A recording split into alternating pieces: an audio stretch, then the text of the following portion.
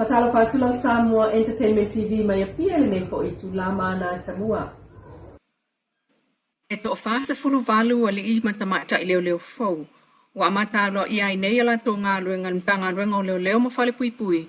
Le umane ayo na fa tauto le solu al vai sonai sfulu te sema. O le fa tauto nga ia fia I tol just ta I mali e sulfitu I lumo o le fa msino le fionga talasa ato asa anga. I le fa msino nga fa itu malo ma ia fa utua. A wale faia lau ngā ruenga ma le fefe. A wa fo I le fai lau ngā ruenga I fa apito. Ia ese I la fia o taimi umalawa I te savali ai tau langa. A o fai lau tuangi ngā leo leo. O le fa atua tuanga o tangata watu inatu. O le mea te latu iai. E iai le malama lama ma le saunga le mu. O le strofi. O le vai sonei fa unga. Le o fai ai le moto tupulanga le fa kasa I songi. Inesi o tala wa mawhai ai nei tangata e po le va ai. O no la to ilongo fie. Le esenga o le tupe pepa. Le lima tala pepa, se fulu tala, ma le luas fulu tala pepa e ala. I le faali le wina mai le pepa tuai mani finifi. I le pepa po le meta anganakta. Le awa iai nei matu o iai patu patu tongi tongi. O le lima tala e ono, tongi tongi o lo o iai. Se fulu tala e valu. Le luas se fulu tala e se fulu ona tongi tongi patu patu. Il fam talanga fala wa itele mai ofisa o faltupe tu tonu o Samoa. O ta wai o le amata o na tu inatu, ele fale tupe tu tonu le pepa fo lima tala I le asong fua o iluma, asa sulvalu o te sema, ina iatali e tuai le mawalunga o le moomia o le tupe taimi o aso fia o kirisimasi, o le tupe pepa, po le meta se fulu tala ama le lua se fulu, ua fua e wha matu watu le kuata mua lua o lua faa. O le afata amilo fa atasi lama tupe pepa lima se fulu ma le lua fulu, o lo o iei nei, ili taime wha anga solo e swinga ia tato tupe pepa fau po le meta anangata. Ile wha ai umanui ai o le tu inatu o le tupe pepa wha amanatu po le meta o le sfuta lai lua fesfulu iwa. Na wha lau tele tuai el fal tupe tu tonu lea whainga wha te konolosi. Ile tupe lima tala, lua sfuta la mo le ulua i taimi. Sa wha alia, ile tupe pepa se fulu tala le tulanga ma losi, umi ona le lei ma wha atu mawina le mawalunga o lona anangata. Patu sa pepa sa fausia ai mua mua sfuta la. Ua mamanu tupe pepa nei. Ina ia umi leo ngā, ma le lei, fatu mawina ai le tulanga anangata. E atangi ai le naunauta ingol fal tupe tutu tonu o Samoa. I le tulanga ma losi matango fio ana tupe pepa. O le maulalo tato tupe pepa. E fua le tulanga matu ia o ia ili whaalenga ino le tupe. Mai ta ua tele ai le toi whaalau tele atu. O lona malosi, maanangata, e au fia ili fōlinga wa aia, tu ma tie, o tupe taitasi, o lo o tau avea se mamanu wha apitoa o patu tongi tongi, e fsonsoani ai moe e pōle wa ai. Matalo sanga ai fo ile tunu uli tau sia le lei o tupe fōu nei, e wha amalo si ai mtafa ioi, o se wha ailonga o le mitanga o le tātou tunu ma le tātou wha asinamanga. E umi o na lei pe a teu tono le atu tupe, ai awale ngau wina, e le tauna whaaleanga pe maasae, ngau, tuu se me vai ngā vevela, mai le te tau foi, o na whaamau ni pine whaamau pepa po ni staples. O na inga yo inga whai ngofi ai, o na whaaleanga ina le tupe. O le aputi le lei, ma le tau sia le lei, o le amau tino ai, le umi ona le lei, ma o ngāne tupe pepa fau, e pe ona whautua mai le pulenga o le tupe tutu tonu o Samoa. E 5.3 miliona tupe Australia wa fsosani mai le malo le tosi tia o folingam au nanga tawati na ai o mau al marketi sale longa marketi funga lei mal marketi o I ai savalalo ina ia fa mauti noe sa ngale mu felesim sa fanga ia tangata uma ma ia fa le ai me a fale mana o mia le au fa tau oloa e pe o lau mano foa o me puea tau fale o fa ilo mo se mu ma solar panels. O le tau nuunga lea o le asi singa alpulenga o whanua tau Samoa le Samoa land o aia ia maketi le tofa ulungia kābesi o le sui o malo Australia I Samoa Miss Emily Luck ma le sui po kalame ati na e malo au whaatasi mo whawhine I Samoa le sunga pali I mele mawala I vau. O le asi singa lea na mawai fo I le awa noe la tu te moli mawina ilu I tau o whenga iai ma le au whaatau o loi maketi o le amtanga lu o lua tolu sa whaiai se o onga mo fsusani mua e taitau sanga ma whaatino. Ia whaawa wai peo na iloa tangata whaatino le fsosani mua Paul First Aid. Sao noel komsino Australia Miss Luck e whaamalo I le UN Women ma le whaalapop tongo ele Samoa I le sao e whaamautu no whuanga o anga iai le tunu umuati na e so o tanga ia naanga masan iai. O le whaalua la tau tupe ia tina e nei o le sao fo ile nā i le whatamau ainga ina o Samoa i nā fo i tū. E whātau sanga ma le ono masina ua whaasala i le whale poipoi se ta maa whaasfuru tau sanga. Ina ua whaamaunia o na molianga i luma le whaamsinonga. O le whai ainga whai whaamalosi se teini te sfuru lima tau sanga le matua. E iai o na manaonga whaapitoa. Pe ona lipotia le Samoa Global News se whaapea o le neita maa ua whale poipoi nei. E iai lona so o tanga whale ainga ma le teini titi na afia. Ma e tūlai mai fo ile nei mata upu i le whaamsinonga. I le vai aso tonu o le sfuru anu aso. Le olo o iei tau mawhainga ia whaititia ma ia te e atu i sauanga te tonu o ainga.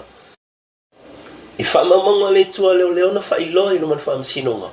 O lea teine titi sfuru lima tau sanga na whaamalu se vai ta ele la tau lava fio anga. I se tase wa fiafi. Le ta i o le mai ai o ngā luenga le tamau anofo sala nei mai lana whato anga. Na ui mai ai le no whanga lo iei le vai ta ele. Ma ia tau mai ai o lo whaamalo ai lea teine titi ma ia whaatino ai loa nei ngai o inga whai whaamalosi. Na whailoa fo i le tua leo e vanu masina. Taluana mai o na tupur whaalawelawi. Ai whaato ali po ti atu mata upu le ofisa o leo.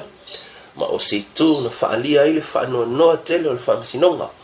Ona o le tūlai mai peo nei whaafitauli. Ai olo o iai lo tātou atu no ui polo kalami na ia tau mawhai ai ati nei am whaititia. Ma te e atu i sauanga whaasanga i tina am tamaitai. Wa io ina lea tamala na soli ngā tula fono mai whātau sanga. Ma le ono masina. Leo whaasala i le whalepui.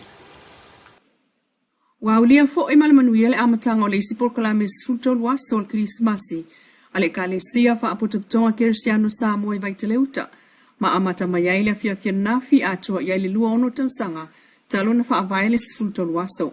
E au tu i pespesenga ma vivi inga i mana tua il soifua mai pea. O le pepe le Krismasi lo tatua li i whaaula le mesia na valo ia. Ma wha amawina ai le wha aftai al tatua malo le sunga le wha awhenga inga. O le kalesia muao whangasua sua. Wha pea le matapule o le kalesia i o na matafa le uma. Wha malo i le tau napa i le tala le lei.